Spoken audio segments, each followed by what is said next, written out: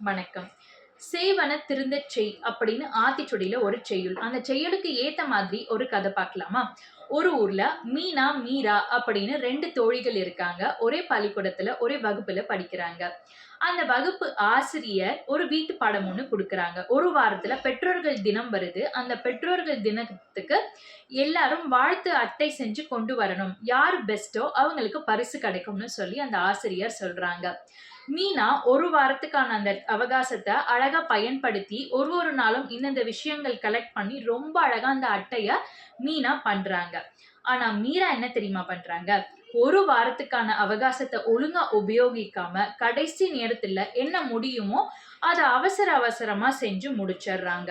மறுநாள் ஆசிரியர் வந்து பார்க்கிறப்ப, மீனாவோட அட்டைய ஆசிரியர் ரொம்ப வாழ்த்து சொல்லி, ரொம்ப அழகா சொல்றாங்க.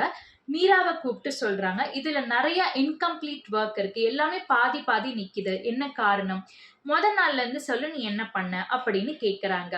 அப்ப மீரா சொல்றாங்க, "மொத நாள்லாம் நான் பண்ணல. கடைசி நாள் தான் இத பண்ணேன்." அப்படின்னு சொல்றாங்க. அப்ப அந்த ஆசிரியர் மீனா, மீரா எல்லாரையுமே வந்து ஒண்ணா உட்கார வச்சு அந்த ஆசிரியர் ரொம்ப அழகா சொல்றாங்க.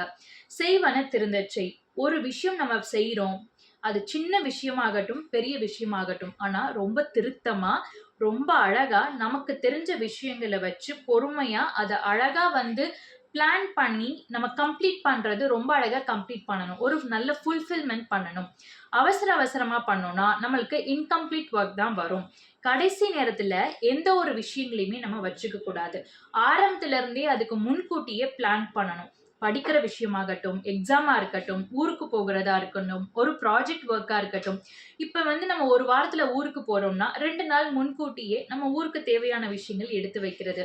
பரீட்சை இன்னும் 1 வாரத்துல வரப்போதுன்னா, ஆசிரியர் எடுத்த சமயத்துல இருந்தே ரிவிஷன் பண்ணிட்டு வர்றது. அண்ட் வெளிய ட்ரிப் எங்கேயாவது போறோம்னா, அதுக்கு தகுந்தத வாங்குறது 1 வாரமாவே வந்து பிளான் பண்ணி வாங்கிக்கிறது. இது மாதிரி முன்கூட்டியே நம்ம பிளான் பண்ணோம் அப்படின்னா, அதுல எந்த ஒரு தோல்வியும் இருக்காது. எந்த ஒரு குறைபாடுகளும் இருக்காது. சின்ன விஷயமா இருக்கட்டும், பெரிய விஷயமா இருக்கட்டும், செய்வன திருந்தச் செய். கரெக்ட்டா திருத்தி அத பொறுமையா, அழகா செய்யணும் அந்த நேரத்துக்குள்ள. அப்படிங்கிறது தான் இந்த கதையோட விளக்கம். நன்றி.